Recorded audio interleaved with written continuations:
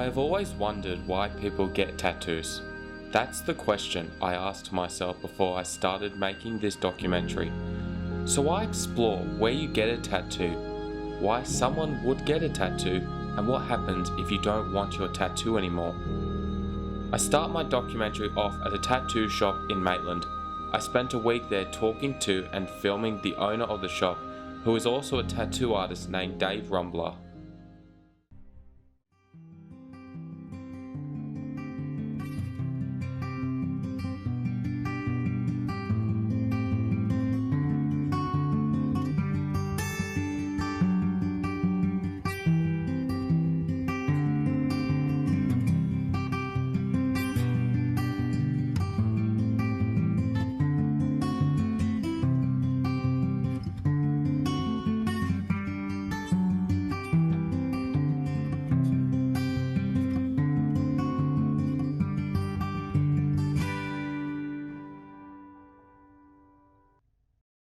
So I own a tattoo shop and coffee shop. It's also a music venue and lots of different things. Hence the name Collective. So we have a lot of different art mediums all happening in one place.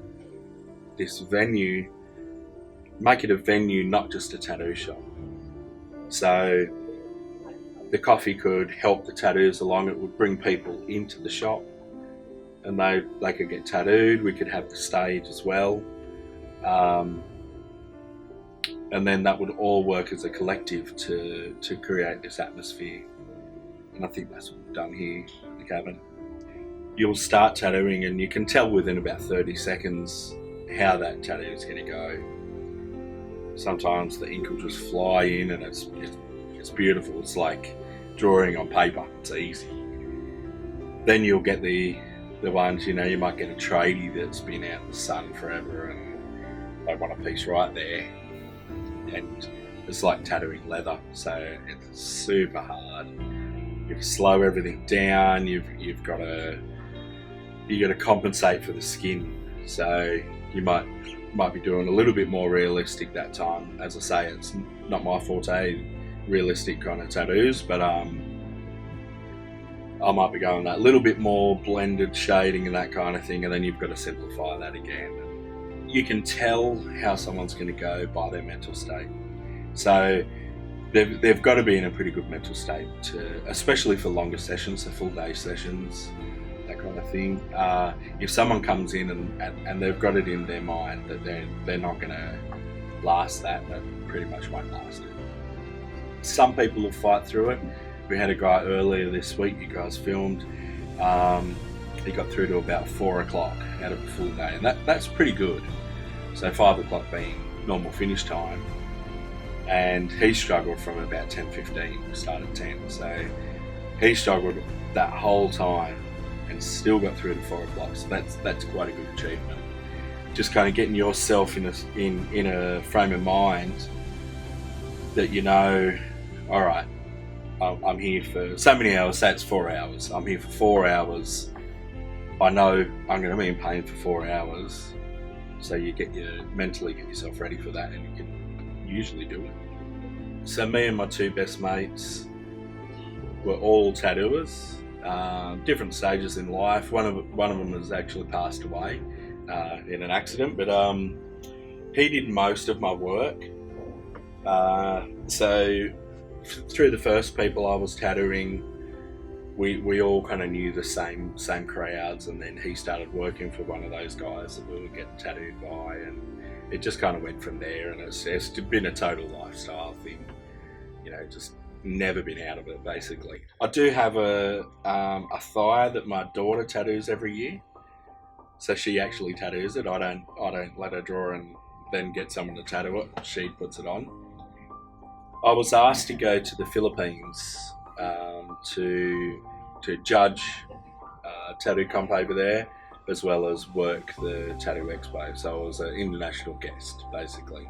So flown over there, and I wasn't sure of that a few personalities that they weren't putting out, and Lyle Tuttle being one of them. So he's an older tattooer. If you kind of look up full body suits, and especially if you looked him up on the internet, say 10 years ago and pre that, he was what come up. So he would have been one of the first big full body suited guys that was well known for that kind of thing. So he was a tattooer as well. So he was friends with like Ed Hardy. He was friends with Sailor Jerry. So Sailor Jerry is another big name in tattooing. Changed the face of tattooing years and years ago.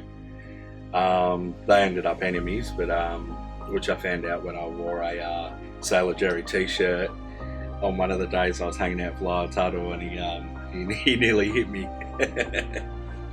But yeah, he was such a cool guy to be around. Judging a tattoo comp with him was a pleasure. It was just something I never thought I would ever do, and became, I was put in there. I didn't even know that's what the case was, and yeah, so me and him judged a competition over there. After spending a week at Dave's tattoo shop, I saw some things that I'll never be able to go back on. I never knew you could get tattoos in some very intimate places on your body. But what I do respect about Dave is how he's turned his tattoo shop into such a friendly and comfortable environment.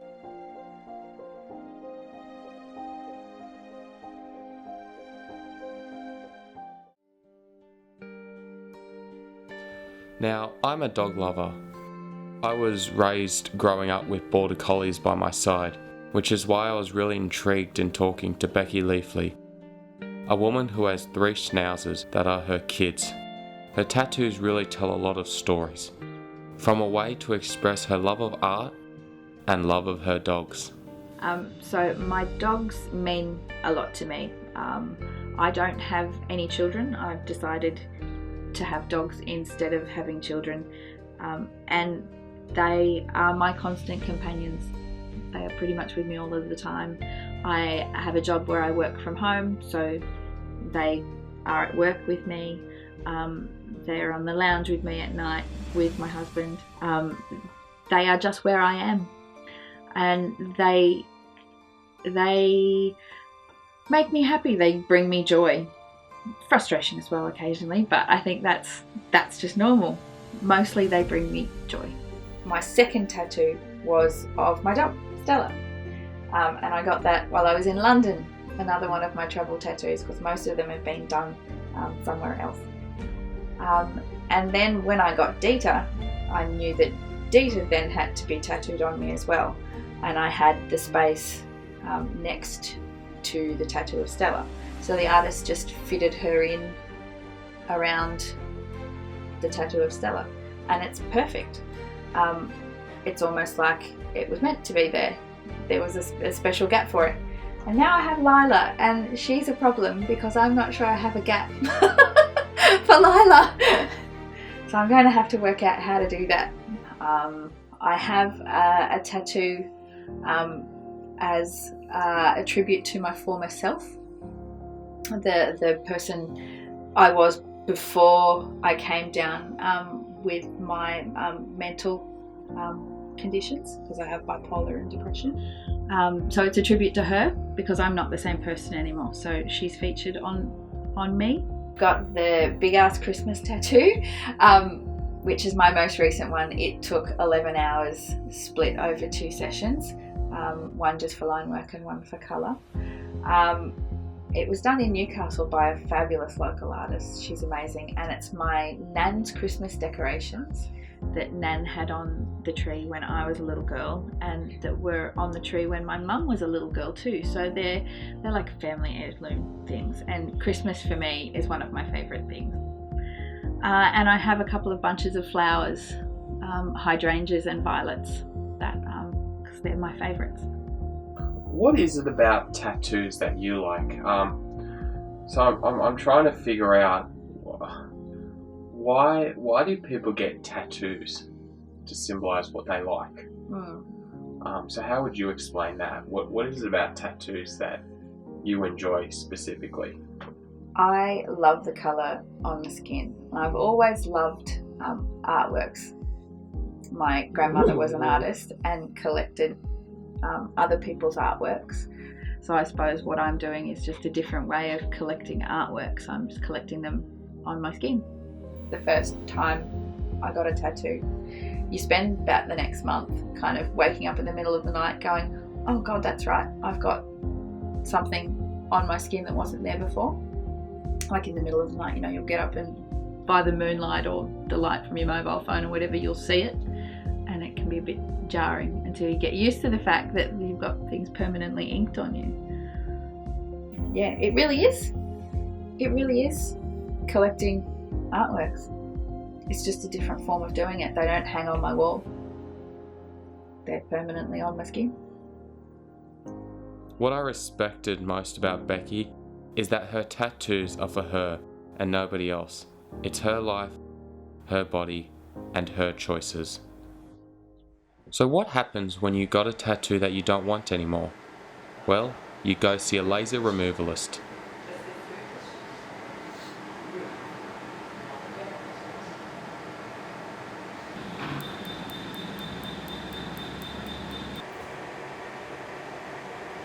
The laser removalist, as he was explaining to me the procedure of getting the tattoo removed, I was trying to understand how it worked, but all I could really think about was just the pain this guy was going through to get it removed. I wanted to know why he was getting it removed and how he got it in the first place.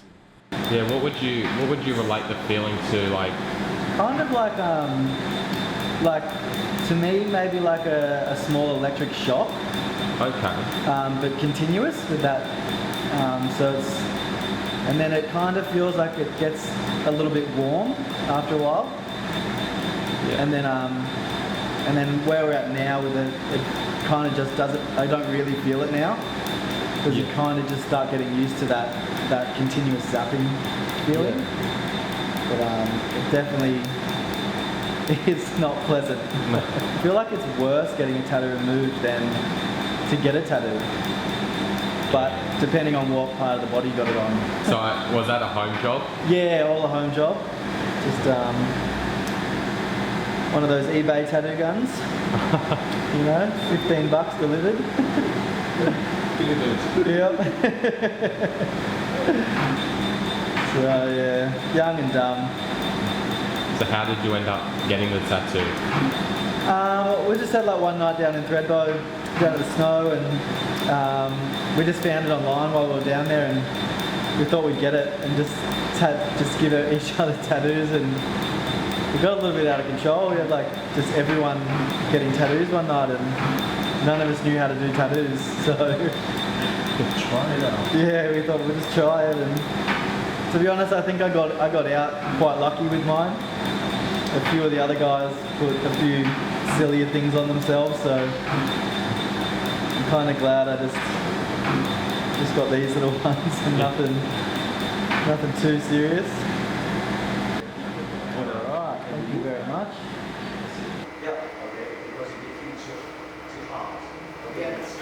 All done? Lovely, thank you, bro. Nice to meet you. Yeah, you too, man. Have a nice day, eh? You too. Thank you very much. You're very welcome, man. It was a long and complicated process getting the tattoo removed, and even if you spend all this money to try and get it removed, you're still not guaranteed. So just note to self, everyone, don't get drunk and buy a tattoo gun off eBay. I'm coming to an end of my journey to better understand tattoos. I have learned a lot of my experience, but I still wanted to hear a few more short stories from people with tattoos. I got this tattoo here. It's a little camera.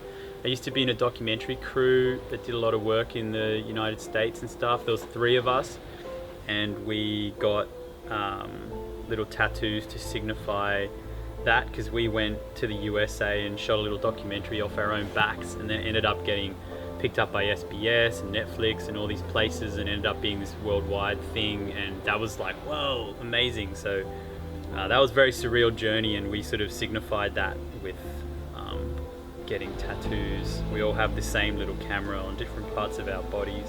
Since her birth, Harley Quinn, I think it was the early 90s, she's always been my favorite character, favorite Batman villain anyway. So yeah, I had to get it tattooed on me. I didn't ever think I was going to get a tattoo. I think I got this when I was just 18. Sounds pretty reckless, but I got this because I realized I want to have something that I'm passionate about, and if you're going to get a tattoo, just get something that you're passionate about or something that you won't regret. So the tattoo I got is of Heisenberg from Breaking Bad. I got it because Breaking Bad had a lot of influence on me in wanting to get into film. I don't know, it was a really incredible show, and I kind of watched it and was like, man, I want to do stuff like this. This is sick. And yeah, it kind of set me down the path that I'm on now, and I really like the path that I'm on now. After everything I have learned over the process of making this documentary, I wasn't sure whether I should get a tattoo or not. Maybe one day, but not today.